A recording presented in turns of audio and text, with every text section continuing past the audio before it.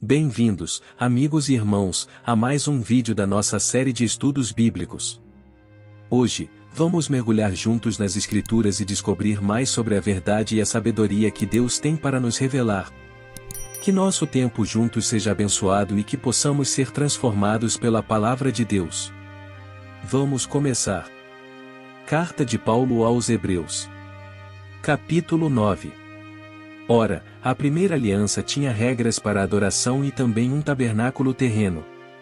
Foi levantado um tabernáculo, na parte da frente, chamada Lugar Santo, estavam o candelabro, a mesa e os pães da presença. Por trás do segundo véu havia a parte chamada Santo dos Santos, onde se encontravam o altar de ouro para o incenso e a arca da aliança, totalmente revestida de ouro. Nessa arca estava um vaso de ouro contendo o maná, a vara de Arão que floresceu e as tábuas da aliança. Acima da arca estavam os querubins da glória, que com sua sombra cobriam a tampa da arca. A respeito dessas coisas não cabe agora falar detalhadamente. Estando tudo assim preparado, os sacerdotes entravam regularmente no lugar santo do tabernáculo, para exercer o seu ministério.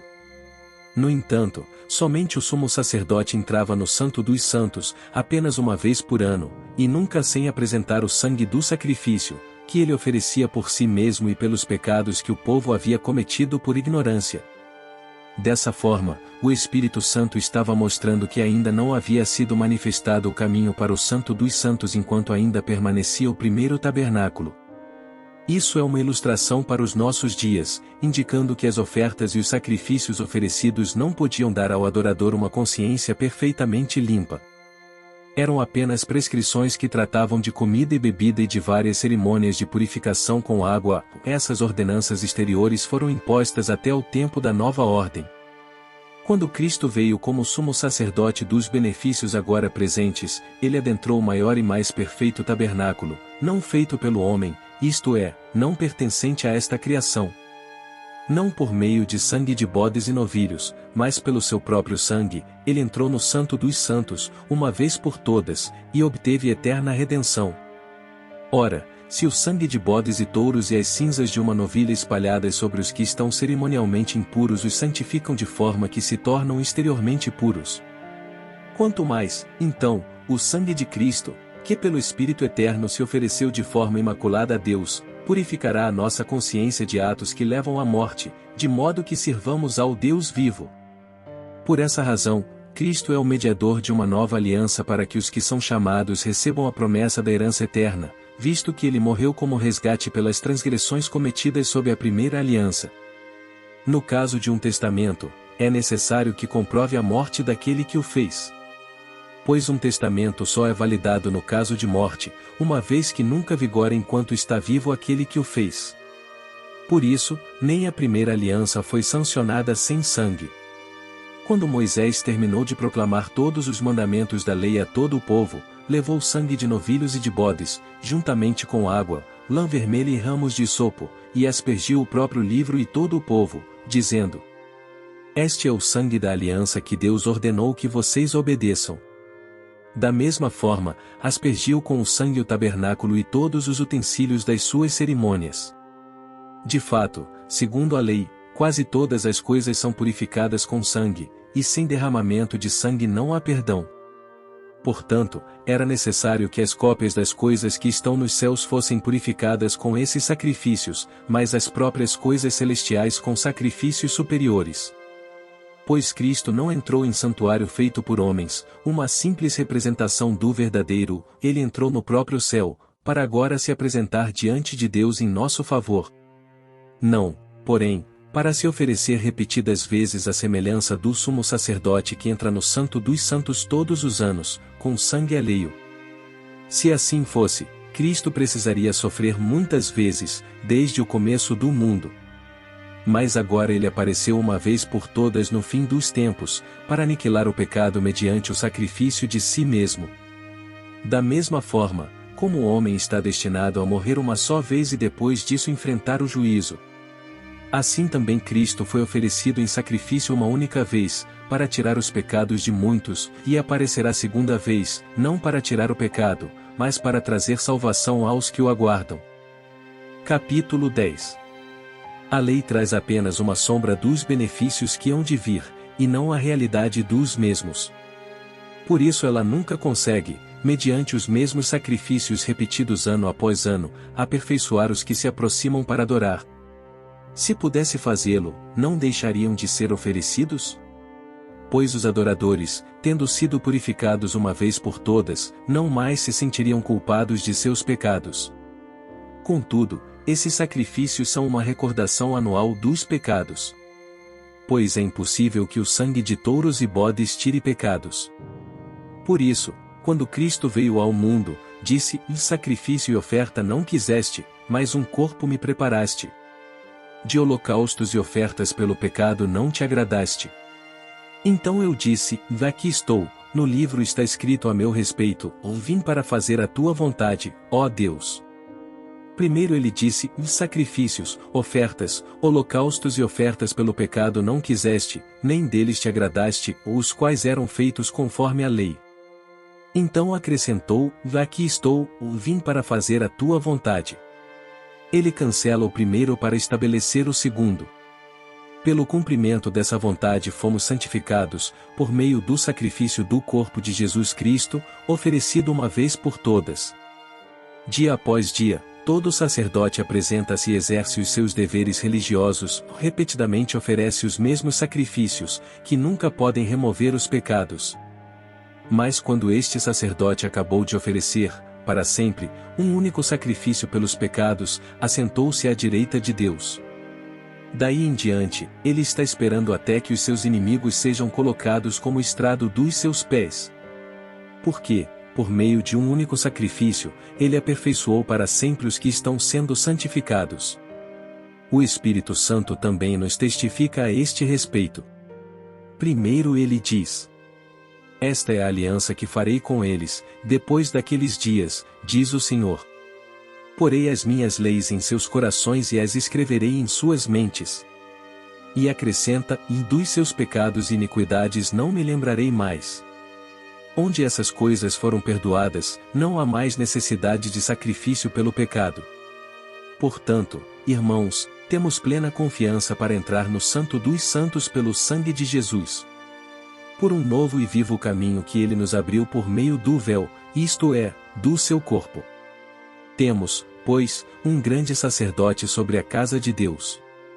Sendo assim, aproximemo-nos de Deus com um coração sincero e com plena convicção de fé, tendo os corações aspergidos para nos purificar de uma consciência culpada e tendo os nossos corpos lavados com água pura. Apeguemo-nos com firmeza à esperança que professamos, pois aquele que prometeu é fiel. E consideremo-nos uns aos outros para incentivar-nos ao amor e às boas obras. Não deixemos de reunir-nos como igreja, segundo o costume de alguns, mas encorajemo-nos uns aos outros, ainda mais quando vocês veem que se aproxima o dia. Se continuarmos a pecar deliberadamente depois que recebemos o conhecimento da verdade, já não resta sacrifício pelos pecados, mas tão somente uma terrível expectativa de juízo e de fogo intenso que consumirá os inimigos de Deus. Quem rejeitava a lei de Moisés morria sem misericórdia pelo depoimento de 2 ou 3 testemunhas. Qual mais severo castigo, julgam vocês, merece aquele que pisou aos pés o Filho de Deus, que profanou o sangue da aliança pelo qual ele foi santificado, e insultou o Espírito da graça? Pois conhecemos aquele que disse: a mim pertence a vingança, e eu retribuirei, e outra vez, o Senhor julgará o seu povo. Terrível coisa é cair nas mãos do Deus vivo. Lembrem-se dos primeiros dias, depois que vocês foram iluminados, quando suportaram muita luta e muito sofrimento. Algumas vezes vocês foram expostos a insultos e tribulações, em outras ocasiões fizeram-se solidários com os que assim foram tratados. Vocês se compadeceram dos que estavam na prisão e aceitaram alegremente o confisco dos próprios bens, pois sabiam que possuíam bens superiores e permanentes. Por isso, não abra mão da confiança que vocês têm, ou ela será ricamente recompensada. Vocês precisam perseverar, de modo que, quando tiverem feito a vontade de Deus, recebam o que ele prometeu. Pois em breve, muito em breve aquele que vem virá, e não demorará. Mas o meu justo viverá pela fé. E, se retroceder, não me agradarei dele. Nós, porém, não somos dos que retrocedem e são destruídos, mas dos que creem e são salvos. Capítulo 11. Ora, a fé é a certeza daquilo que esperamos e a prova das coisas que não vemos. Pois foi por meio dela que os antigos receberam bom testemunho. Pela fé entendemos que o universo foi formado pela palavra de Deus, de modo que o que se vê não foi feito do que é visível. Pela fé Abel ofereceu a Deus um sacrifício superior ao de Caim. Pela fé ele foi reconhecido como justo, quando Deus aprovou as suas ofertas. Embora esteja morto, por meio da fé ainda fala. Pela fé Enoque foi arrebatado, de modo que não experimentou a morte, ele já não foi encontrado porque Deus o havia arrebatado, pois antes de ser arrebatado recebeu testemunho de que tinha agradado a Deus. Sem fé é impossível agradar a Deus, pois quem dele se aproxima precisa crer que ele existe e que recompensa aqueles que o buscam. Pela fé Noé, quando avisado a respeito de coisas que ainda não se viam, movido por santo temor, construiu uma arca para salvar sua família. Por meio da fé ele condenou o mundo e tornou-se herdeiro da justiça que é segundo a fé. Pela fé Abraão, quando chamado, obedeceu e dirigiu-se a um lugar que mais tarde receberia como herança, embora não soubesse para onde estava indo. Pela fé peregrinou na terra prometida como se estivesse em terra estranha, e viveu em tendas, bem como Isaque e Jacó, co-herdeiros da mesma promessa. Pois ele esperava a cidade que tem alicerces, cujo arquiteto e edificador é Deus. Pela fé, Abraão, se também a própria Sara, apesar de estéril e avançada em idade, recebeu poder para gerar um filho, porque considerou fiel aquele que lhe havia feito a promessa. Assim, daquele homem já sem vitalidade originaram-se descendentes tão numerosos como as estrelas do céu e tão incontáveis como a areia da praia do mar. Todos estes ainda viveram pela fé, e morreram sem receber o que tinha sido prometido, viram-nas de longe e de longe as saudaram, reconhecendo que eram estrangeiros e peregrinos na terra. Os que assim falam mostram que estão buscando uma pátria. Se estivessem pensando naquela de onde saíram, teriam oportunidade de voltar. Em vez disso, esperavam eles uma pátria melhor, isto é, a pátria celestial. Por essa razão Deus não se envergonha de ser chamado o Deus deles, pois preparou-lhes uma cidade. Pela fé Abraão, quando Deus o pôs à prova, ofereceu Isaque como sacrifício. Aquele que havia recebido as promessas estava a ponto de sacrificar o seu único filho. Embora Deus lhe tivesse dito, por meio de Isaque a sua descendência será considerada.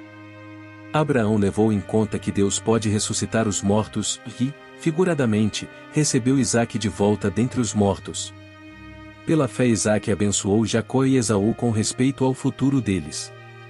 Pela fé Jacó, à beira da morte, abençoou cada um dos filhos de José e adorou a Deus, apoiado na extremidade do seu bordão. Pela fé José, no fim da vida, fez menção do êxodo dos israelitas do Egito e deu instruções acerca dos seus próprios ossos.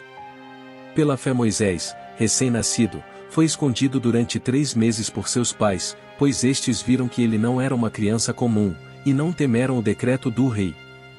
Pela fé Moisés, já adulto, recusou ser chamado filho da filha do faraó, preferindo ser maltratado com o povo de Deus a desfrutar os prazeres do pecado durante algum tempo.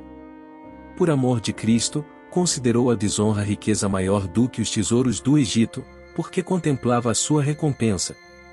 Pela fé saiu do Egito, não temendo a ira do rei, e perseverou, porque via aquele que é invisível.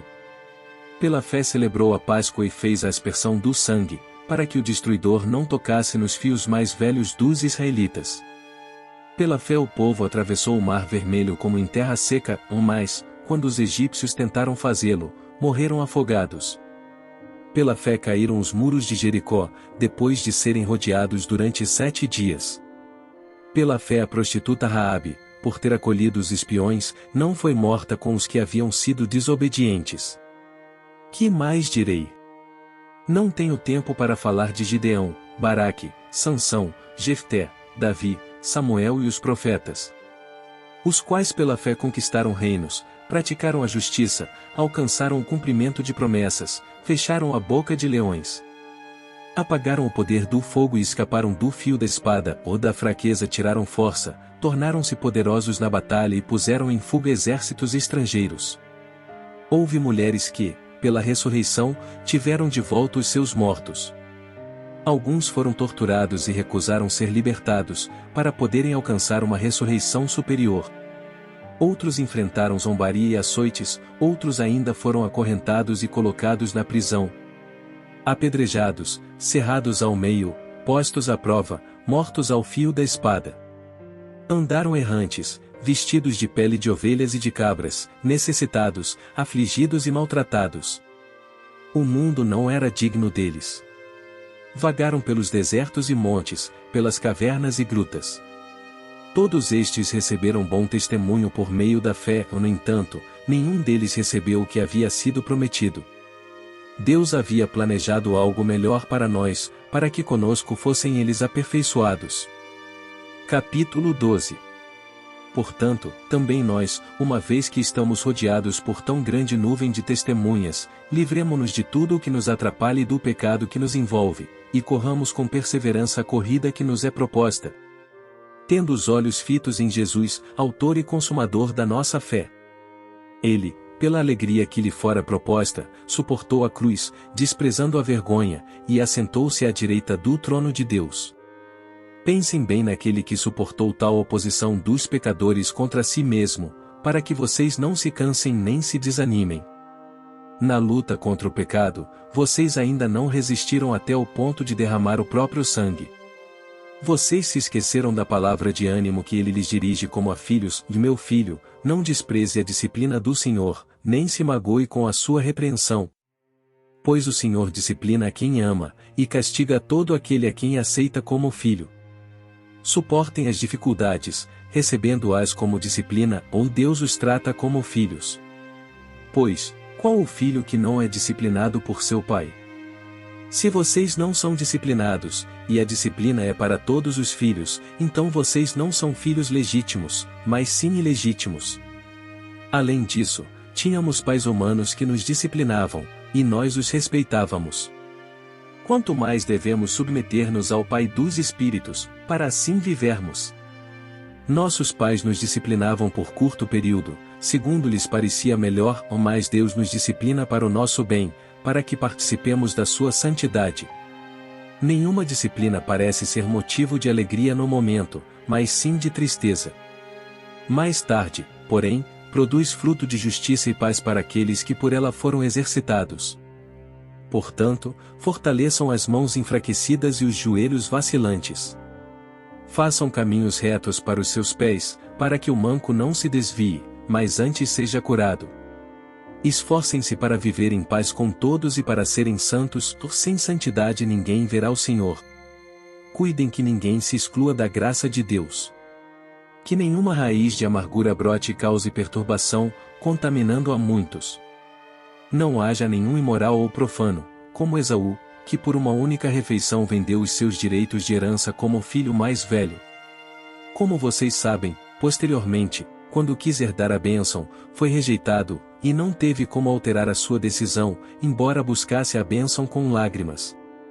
Vocês não chegaram ao monte que se podia tocar, e que estava a chamas, nem às trevas, à escuridão e à tempestade. Ao soar da trombeta e ao som de palavras tais, que os ouvintes rogaram que nada mais lhes fosse dito. Pois não podiam suportar o que lhes estava sendo ordenado, até um animal, se tocar no monte, deve ser apedrejado. O espetáculo era tão terrível que até Moisés disse, estou apavorado e trêmulo. Mas vocês chegaram ao Monte Sião, a Jerusalém Celestial, à cidade do Deus vivo. Chegaram aos milhares de anjos em alegre reunião. À igreja dos primogênitos, cujos nomes estão escritos nos céus. Vocês chegaram a Deus, juiz de todos os homens, aos espíritos dos justos aperfeiçoados. A Jesus, mediador de uma nova aliança, e ao sangue aspergido, que fala melhor do que o sangue de Abel. Cuidado! Não rejeitem aquele que fala. Se os que se recusaram a ouvir aquele que os advertia na terra não escaparam, quanto mais nós, se nos desviarmos daquele que nos adverte dos céus. Aquele cuja voz outrora abalou a terra, agora promete, ainda uma vez abalarei não apenas a terra, mas também o céu.